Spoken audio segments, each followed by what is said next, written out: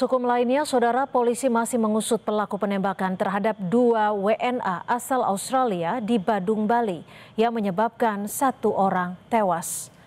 Warga di sekitar tempat kejadian perkara penembakan mengaku kaget salah satu WNA tewas karena penembakan. Warga yang pernah bertemu dengan korban sebelumnya menyatakan korban pernah datang ke warungnya untuk berbelanja. Saat peristiwa penembakan terjadi, warga di sekitar mengaku tak mengira suara keributan berasal dari peristiwa penembakan. Lalu di sini, pasti ya.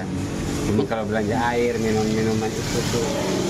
Sudah berapa lama korban di sini, Pak? Hah? Sudah berapa lama kira-kira korban di sini? Sekitar ada 1 bulanan, Pak. Terus pas, Kurang lebih 1 bulan lah. pas kejadian kemarin, Bapak ada sempat dengar suara gitu? Kalau saya itu jam 12 memang saya keluar, Pak. Oh, dengar kayak suara apa letusan gitu? Segitu kita dari dulu, Pak. Tapi nggak menyangka kalau itu tembakan. Dikirain dia seperti bahan jatuh lagi.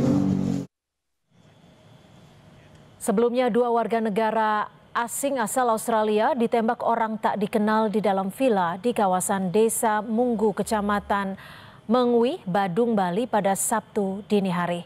Dari keterangan istri salah satu korban, ia sempat mendengar sang suami berteriak dari dalam kamar mandi.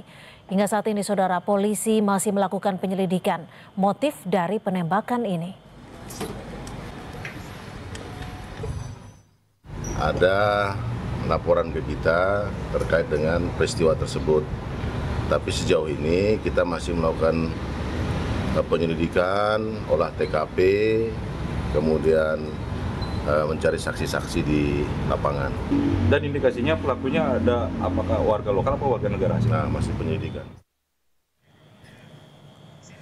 Lalu siapa sebenarnya pelaku penembakan yang menyasar warga negara Australia ini? Kita sudah bergabung bersama kriminolog Universitas Udayana, Gede Made Swadana. Selamat petang, Pak Gede. Selamat petang, Pak Cindy. Selamat petang, Kompas TV. Pak Gede, dugaannya sejauh ini ada 2 pelaku dan dugaannya juga adalah sama-sama WNA Australia. Bagaimana dari informasi yang sangat terbatas itu, bagaimana Anda bisa membaca kemungkinan motif yang dilakukan? Ya, setelah saya membaca beberapa berita yang ada dan tadi penjelasan dari media yang telah disampaikan bahwa antara pelaku dan korban ini nampaknya sudah saling mengenal di antara keduanya, karena dilihat dari TKP-nya itu mereka berani masuk ke hotel dan menembakkan beberapa peluru. Artinya kalau orang tidak kenal tidak mungkin sembarangan bisa masuk ke situ. Pelaku bisa saja orang lokal, bisa juga orang lokal dalam artian WNI, bisa juga orang warga negara asing. Tapi saya mencermati dari peristiwa-peristiwa itu nampaknya ini ada dendam mungkin harus didalami kembali bahwa pelakunya bisa jadi orang asing yang sama-sama berasal dari negara Australia misalnya begitu. Nah, kita melihat bahwa dari apa yang kejadiannya terus sampai mereka bisa masuk ke hotel dan berada di hotel itu sendiri. Nah, ini menunjukkan bahwa pelaku itu bisa dicurigai sebagai orang yang kenal dekat atau kenal baik dengan si korban sendiri. Gitu. Pak, tapi mungkin bisa bantu gambarkan juga kepada kami, kalau lokasi villa di Desa Munggu, Badung, Bali termasuk lokasi rawankah sebenarnya untuk kriminal? Ya, kalau daerah Canggu dan Munggu dan sebagainya di daerah Badung Barat itu sebenarnya dari sisi penduduk ya cukup padat. Kepadatan itu tidak saja dari penduduk lokal tapi juga penduduk asing yang memang berdiam diri di sana, berlokasi ataupun memiliki usaha yang tinggal di situ. Kemacetan sering terjadi. Kalau dilihat dari segi kerawanan, rentan bagi saya melihat bahwa ada orang asing di sana. Kejadian kan pernah terjadi di situ. Jadi misalnya ada perkelahian, penembakan juga pernah terjadi baik daerah Canggu maupun daerah Munggu. Jadi kalau saya boleh katakan bahwa selain padat penduduk juga itu juga berdampak pada rentannya kriminalitas yang terjadi. Pak, tapi dalam mengusut kasus ini, apa yang biasanya akan menjadi tantangan polisi dalam mengejar pelaku? Ya, kalau saja CCTV itu bisa bermakna atau bisa berfungsi dengan baik, pasti akan lebih mudah untuk melakukan. Tapi paling tidak di sana ada saya baca beritanya ada pacarnya korban yang juga orang asing di situ, pasti itu sebagai petunjuk. Boleh dikatakan dari pihak penyidik, polisian Polda Bali ataupun Polres Badung, ya ini harus yang dipahami betul dan pelajari. Satu, apakah di sana ada CCTV?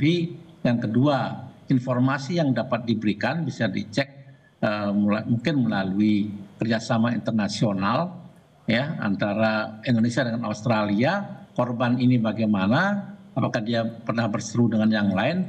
Terus juga saksi yang menyaksikan di situ si pacarnya itu juga bisa menjadi petunjuk untuk lebih mengungkap kembali peristiwa-peristiwa yang terjadi di situ.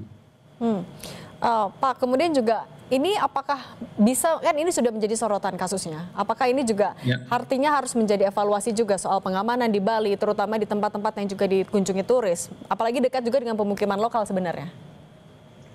Ya, memang ada dua institusi yang dalam hal ini bergerak ya, seharusnya dari Dirjen atau apa namanya, imigrasi, dan entah itu Dirjen atau Kementerian Imigrasi, yang sekarang dikenal dengan imigrasi dan pemasyarakatan, itu juga bergerak, artinya memonitor tentang orang-orang asing yang berada di situ. Nah, ketika terjadi suatu peristiwa kriminal, maka baru dari pihak polisian yang bergerak. Ini dua institusi ini harusnya ada kerjasama.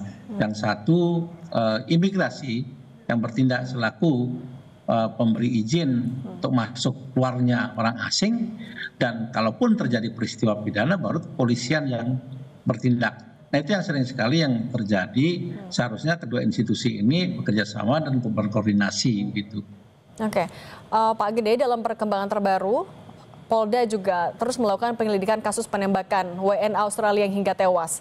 Kabid Humas Polda Bali, Kombes Polisi Arya Sandi bilang saat ini penyidik telah memeriksa 7 orang saksi dan menduga pelaku penembakan ada 2 orang. Kita dengarkan dulu pernyataan ini, Pak Gede. Pelakunya siapa sampai saat ini kita masih mencari. Ada dugaan kita dilakukan oleh 2 pria, dugaan kita. Ya. Orang mana? Ya kita juga belum tahu sampai sekarang. Namun ada dari keterangan dari CCTV kita mendengar suara percakapan seolah-olah yang bersangkutan itu menggunakan bahasa Inggris yang fasih. Ya, dari keterangan salah satu yang mendengar, oh ini bahasa Australia fasih gitu. Oke, Pak Gede, tapi adakah perbedaan penanganan ketika terduga pelakunya adalah WNI dan WNA ketika sedang pengusutan kasus, Pak Gede? Ya, sepanjang pengamatan saya dan saya pernah juga bekerja sama dengan, dalam artian bersama dengan Polda Bali, saya kira tidak ada perbedaan penanganan itu. Kalau penanganan orang asing ya selalu ada koordinasi. Kalau misalnya mereka orang asing, tentu kalau perlakuannya tidak jauh berbeda dengan perlakuan apa yang terjadi dalam peristiwa-peristiwa yang lainnya, terutama pelakunya dari WNI. Nah, pelaku WNA ini selalu koordinasi baik dengan, kalau misalnya mereka sudah diketahui atau ditangkap gitu, mereka akan terkoordinasi dengan kedubesnya atau konsulat yang ada di Bali. Dengan demikian untuk mengetahui ada warga negara dari negara manapun itu telah dilakukan penyelidikan ataupun penyidikan terhadap peristiwa-peristiwa ini. Apalagi peristiwa ini telah menghilangkan nyawa orang lain yang tentu akan sangat menjadi perhatian bagi kepolisian daerah Polda Bali gitu. Kalau melihat dari modusnya juga Pak Gede, ini kan kemungkinan besar sudah direncanakan. Pasal-pasal yang bisa disangkakan kepada terduga pelaku apa saja Pak? Tindak pidana ini apa saja? Ya, kalau peristiwanya yang terjadi ini sudah jelas, mereka berani masuk ke hotel dan membawa senjata dan melakukan penembakan. Yang pertama tentu yang harus dipahami bahwa ada orang yang meninggal di situ, ada perencanaan di situ. Pasal-pasal yang tepat adalah pasal 340 Kitab Undang-Undang Hukum Pidana, Undang-Undang Nomor 1 Tahun 1996 atau paling tidak 338. Nah, karena itu ada korban lagi yang sekarat ya, mestinya ada 351 mungkin yang menyebabkan dia luka berat atau bagaimana. Selain daripada pasal-pasal KUHP, itu senjata tajam itu miliknya, saya ulang, itu senjata api itu milik siapa?